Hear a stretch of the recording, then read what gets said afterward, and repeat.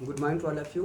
एक बार फिर इम्पॉर्टेंट क्वेश्चंस की सीरीज में आज हम लोग चर्चा करेंगे बीए थर्ड ईयर के लिए सोशियोलॉजी, जो पेपर फर्स्ट है जिसे आप कहते हैं सोशल थियोरी, उसके बारे में चर्चा करेंगे। उसमें से कौन से पॉसिबल या प्रोबेबल क्वेश्चंस हो सकते हैं उनकी चर्चा करेंगे। तो एक बार फिर देखते हैं sociology paper one social theory exam that will be conducted in the month of April in the on going month. तो इसमें चर्चा करेंगे। देखिए इसमें आपके टू टाइप्स क्वेश्चन आएंगे। एक तो आपका आएगा पार्ट वन, पार्ट ए, इसे लिखेंगे पार्ट अ, और दूसरा लिखेंगे आपका पार्ट बी और ब। इसमें आपके पहले में लगभग प्रोबेबली 14 क्वेश्चन पूछे जा रहे हैं, जिनमें से 10 पे आपको टिप्पणी लिखना होता है और उसमें 150 वर्ड शब्द सीमा है। तो आपका जो मतलब वर्ड लिमिटेशन है वह 150 वर्ड्स का है और मतलब कुल मिला के आपको 1500 वर्ड इस पर लिखना है। ओके, मतलब एक एक पेज के हिसाब से आपको इसे बताना है। और अगला जो आपका पार्ट बी है उसमें से प्रोबेबली 4 क्वेश्चन पूछे जा रहे हैं और ज़्यादातर उसमें आपको एक क्वेश्चन करना होता है। ठीक है, तो उसी के दृष्टिकोण से हम लोग इसमें चर्चा करेंगे। तो आते हैं पहले इसमें पार्ट ए, सेक्शन ए। तो सबसे पहले पार्ट ए में चर्चा करेंगे। इसमें टोटल जो क्वेश्चन होंगे वे आपके 14 क्वेश्चन होंगे। तो आपको ऐसी सीधी समझिएगा, आपको 10 क्वेश्चंस करने हैं, 10 क्वेश्चंस करने हैं 150 वर्ड्स ईच। एक प्रत्येक क्वेश्चन जो है आपका 150 शब्द का होगा, इसका वर्ड लिमिट होगा। ठीक है, और कितने में से करना है? Total out of 14 question, total out of 14 questions, इसी में से आपको केवल यहाँ पे 10 क्वेश्चन करना होगा। ठीक है, अब इसका जो सिलेबस है काफ़ी ब्रॉड है, पूरा आपको सिलेबस को कवर कर देता है, तो इसलिए थोड़ा सा मुश्किल होता है। और एक बात और है कि इसमें ज़्यादा लिखना भी नहीं है। तो अगर एक पूरी तरह से आपने सिलेबस को बर्ड्स आई व्यू की तरह एक बार सरसरी निगाह से भी अगर देखा होगा, तो अगर आपका कॉमन कंसेप्ट अच्छा है तो आप कर सकते हैं। चलिए इसमें देखते हैं कौन कौन से क्वेश्चन आपके महत्वपूर्ण हैं जो आपके आ सकते हैं। तो पहला है इसमें प्रत्यक्षवाद, पॉजिटिविज्म, प्रत्यक्षवाद या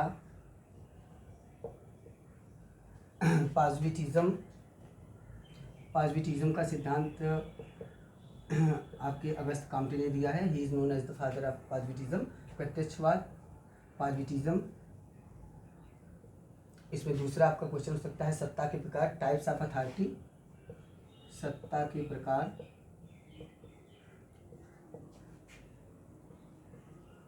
टाइप्स ऑफ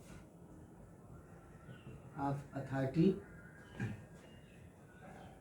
अगला इसमें क्वेश्चन आपका हो सकता है सामाजिक संघर्ष, सोशल कॉन्फ्लिक्ट,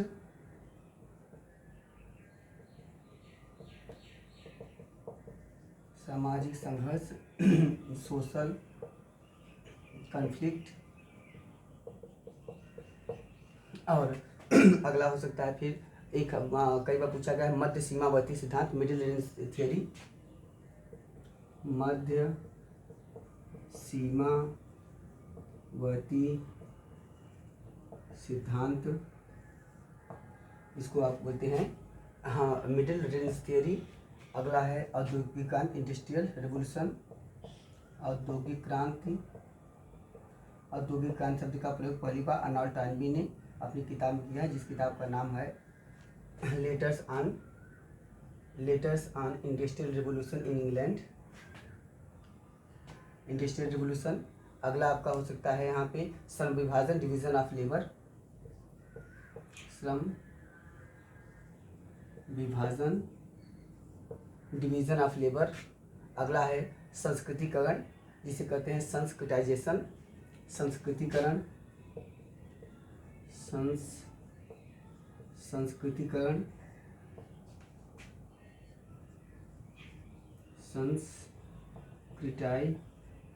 संस्कृताइजेशन। अगला इसमें आ सकता है आपका सामाजिक क्रिया के प्रकार, टाइप्स ऑफ सोशल एक्शन, सामाजिक क्रिया के प्रकार, ठीक, types of social action, totem, TOTEM, totem. अगला आपका आ सकता है परार्थवादी आत्महत्या, अल्ट्रुइस्टिक सुसाइड, परार्थवादी आत्महत्या। यूरोपियों ने अल्ट्रुइज्म एक सिद्धांत दिया था, जबरदस्ती की परहितवादिता, इम्पोज्ड अल्ट्रुइज्म, ठीक है। तो ये आपका है अल्ट्रुइस्टिक सुसाइड, अल्ट्रुइस्टिक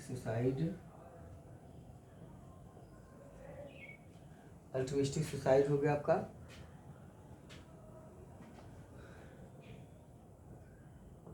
और इसमें और जो क्वेश्चन हो सकते हैं 2-4 इंपॉर्टेंट, एक है करिश्मेटिक अथॉरिटी, जिसे कहते हैं आप करिश्माई सत्ता,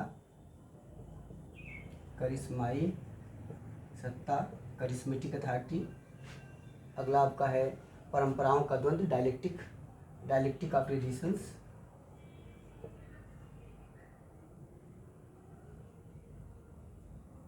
परंपराओं का द्वंद्व,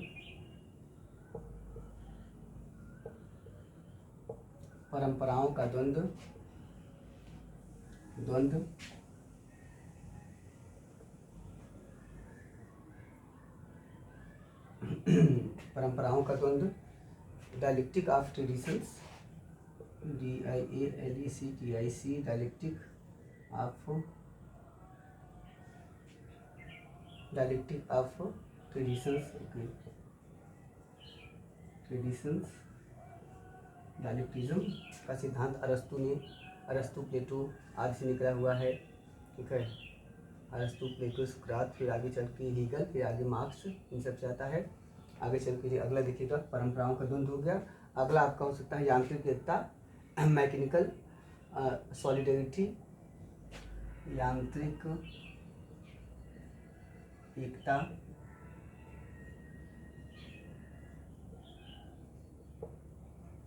मैकेनिकल MECHANICAL,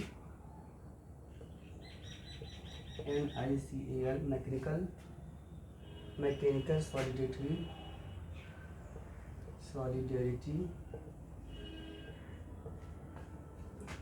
सॉलिडरिटी, चिंतन का त्रिस्तर, 3 स्टेज ऑफ थिंकिंग, चिंतन का त्रिस्तर, तो आपका ये हो जाएगा 3 स्टेज ऑफ थिंकिंग। और अप्रकट प्रकार्य, लैटेंट फंक्शन, अप्रकट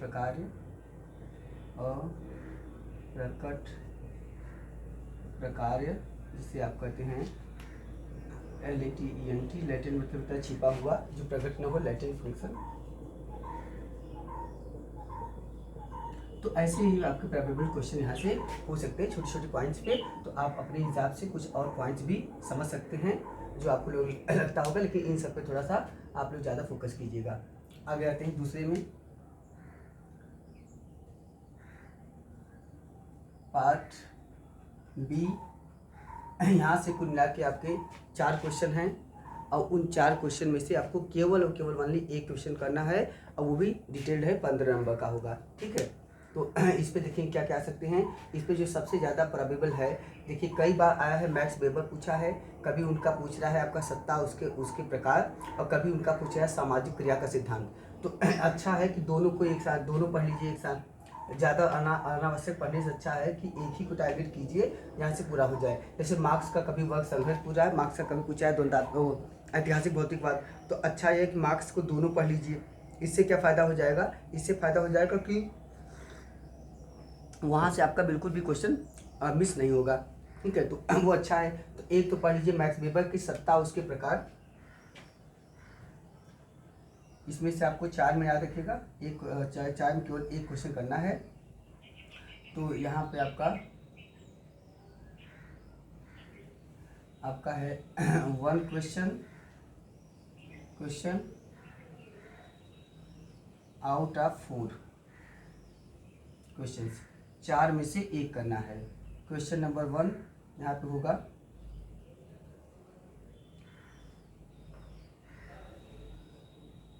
क्वेश्चन नंबर 1 यहाँ पे है मैक्स वेबर के सत्ता उसके प्रकार पर योगदान की चर्चा कीजिए। तो पहला हो जाएगा मैक्स वेबर का सत्ता और उसके प्रकार,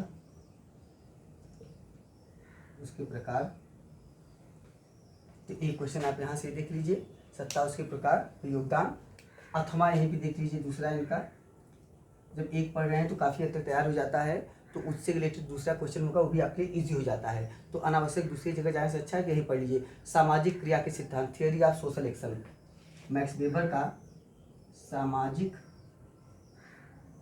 क्रिया का सिद्धांत, theory of social action of max weber. तो ये आपका 2 क्वेश्चन यहाँ से हो जाएगा।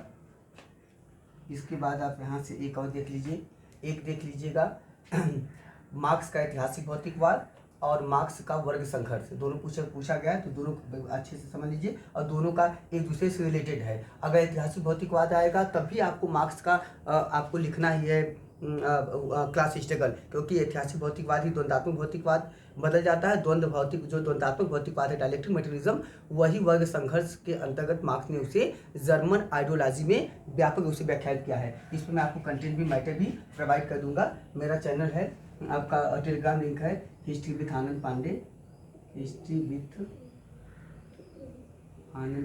इसमें मैं आपको कुछ कंटेंट भी प्रोवाइड करा दूंगा, टेलीग्राम लिंक। चलिए अगला देखते हैं। तो यहाँ पे हो गया मार्क्स का क्लास स्ट्रगल, वर्ग संघर्ष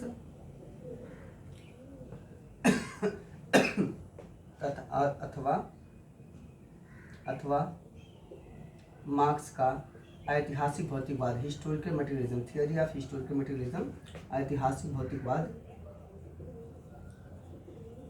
समझिएगा, एक प्रकार से आपका पूरा मार्क्स तैयार हो जाए, हो गया, क्योंकि ऐतिहासिक भौतिकवाद में द्वंद्वात्मक भौतिकवाद समाहित है, और द्वंद्वात्मक भौतिकवाद को व्याख्यात करने के लिए जर्मन आइडियोलॉजी में मार्क्स ने वर्ग संघर्ष का सिद्धांत दिया। इसमें सामाजिक परिवर्तन की प्रक्रिया को समझने के लिए समाज को 5 भागों में बांट दिया, आदिम साम्यवाद, प्रिमिटिव कम्युनिज्म, उसके बाद आपका age of slavery, age of feudalism, उसके बाद एज ऑफ कैपिटलिज्म, और अंतिम अवस्था क्या होगी आपका, होगी एज ऑफ कम्युनिज्म। तो आदिम साम्यवाद से साम्यवाद तक की अवस्था जो है उनका वही है, वही आपको व्याख्यात करना है। तीसरा देख लीजिए, तीसरा जो है इसमें अगला क्वेश्चन महत्वपूर्ण हो सकता है, वह है आपका कई बार पूछा गया है, वह है पश्चिमी समाज में या यूरोप में समाज शास्त्र के उदय की आलोचनात्मक व्याख्या। तो चाहे पूछे आपका यूरोप या पश्चिमी समाज, दोनों एक ही है। पश्चिमी समाज में समाज शास्त्र के उदय या उद्भव की आलोचनात्मक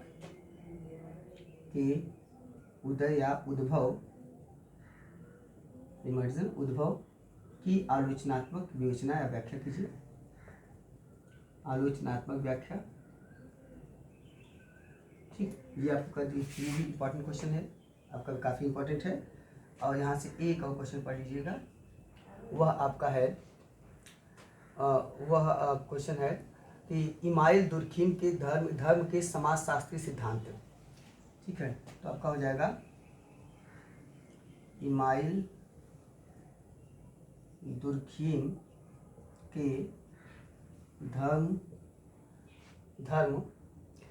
के सामाजिक सिद्धांत की आलोचनात्मक व्याख्या, धर्म के सामाजिक सिद्धांत की आलोचनात्मक व्याख्या।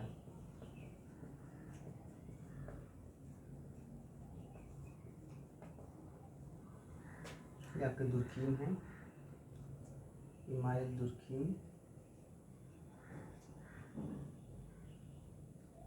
ठीक, इतना आप पढ़ लीजिए।